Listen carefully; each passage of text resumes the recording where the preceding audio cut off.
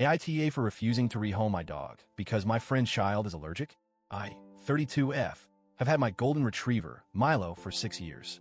I got him during one of the hardest times of my life, when I was dealing with the loss of a parent and an unexpected breakup that left me completely alone in a city I had just moved to. I had no family nearby, no real support system, and was sinking into one of the worst depressive episodes I've ever experienced. Milo was my light in all of that. I got him as a puppy, trained him myself, and he became my constant. He's incredibly well-behaved, sweet, and friendly, the kind of dog that people stop on the street to pet because he's just that lovable. I work from home, so we're together all the time. He sleeps in my room, follows me around the house, and genuinely feels more like a child to me than a pet. I own my home, a modest but comfortable place with a big yard. There's a detached guest house on the property that I normally rent out, but I'd been between tenants for a few months. That little fact became very relevant when one of my closest friends, Erica, 34F, and her husband, Jake, 36M, found themselves in a tough spot. Erica and I have been friends for over a decade. We met in college, and even though life took us in different directions, we always stayed close. She and Jake have a 5-year-old daughter, Lily, and while I don't have kids myself, I love Lily to pieces. I've been around since she was born, and she even calls me Annie. A few months ago, Erica and Jake hit a financial crisis. Long story short, they had to leave their rental unexpectedly due to their landlord selling the property, and they were scrambling to find something affordable. With rent prices through the roof, they were struggling.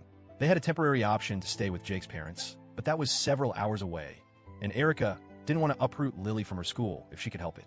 Since I had the guest house sitting empty, I offered to let them stay there rent-free until they got back on their feet. I figured it was a win-win. They'd have a place to stay, Lily wouldn't have to change schools, and I wouldn't have to worry about finding new tenants right away. But before they moved in, I made one thing very clear. Milo is part of my household. He lives in a main house, but roams the shared yard. That's his home. I made sure Erica was okay with that before they moved in, and she assured me it wouldn't be a problem. Spoiler, it was a problem. The first week was fine. They settled in, and I honestly thought it was working out well. Then, one evening, Erica sat me down and told me there was an issue. Lily, she said, was allergic to dogs. This was news to me. Erica had never mentioned it before, despite all the time she had brought Lily over to my house in the past. But apparently, it wasn't a severe allergy, no anaphylaxis, nothing life-threatening. She would just get itchy and sneezy when she was around Milo for too long. Obviously, I felt bad. I don't want Lily to be uncomfortable in a place that's supposed to be safe for her. So I immediately offered to make adjustments. I told Erica that I'd keep Milo out of the guest house entirely, and even suggested getting an air purifier to help with allergens. I was more than willing to work with her on this. But that wasn't enough.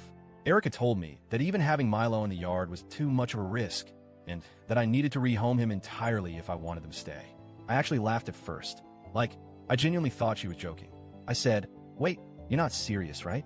She was. She told me that Lily's health had to come first, and that as a parent, she couldn't put her child in an environment where she was constantly exposed to allergens. She said that if I truly cared about their well-being, I would make the sacrifice. I was stunned. I reminded her that I was doing them a massive favor by letting them live here for free. I told her that I understood Lily's allergies were frustrating, but Milo is my family, and I wasn't just going to give him away. That's when she got emotional. She said I was choosing a dog over a child, and that if I had kids of my own, I'd understand how selfish I was being. She accused me of endangering Lily's health and told me I was putting my own convenience over a little girl's well-being. I won't lie, that stung. I started to doubt myself. Was I being selfish? Was I prioritizing my own comfort over a child's needs? But then I remembered, this was temporary. They weren't being forced to live here. They had other options. If the allergy was really that unbearable, they could go stay with Jake's parents. I told her as much. I said, "I love you guys, but I'm not giving up my dog. If it's that bad, maybe staying here isn't the right solution." She lost it. She called me heartless, accused me of not caring about them, and stormed out. That night, they packed up and left to stay with Jake's parents after all. Since then, Erica has barely spoken to me. She'll send the occasional passive-aggressive text, but she's clearly furious. Some of our mutual friends think she was way out of line for demanding that I rehome my dog, but others have taken her side, saying that as someone without kids, I don't understand, and that I should have tried harder to compromise. But what was I supposed to do? I did try to compromise. I offered to keep Milo away from them, to get an air purifier, to do whatever I could short of giving him away entirely. But that wasn't enough for her. I feel guilty because I never wanted things to end like this. I hate that Lily was uncomfortable. I hate that my friendship with Erica is probably ruined. But at the same time, I can't imagine giving Milo up. He's my best friend, my family, and she expected me to just let him go because they needed a temporary place to stay? I don't know. Maybe I really don't get it because I don't have kids. Maybe I should have tried harder.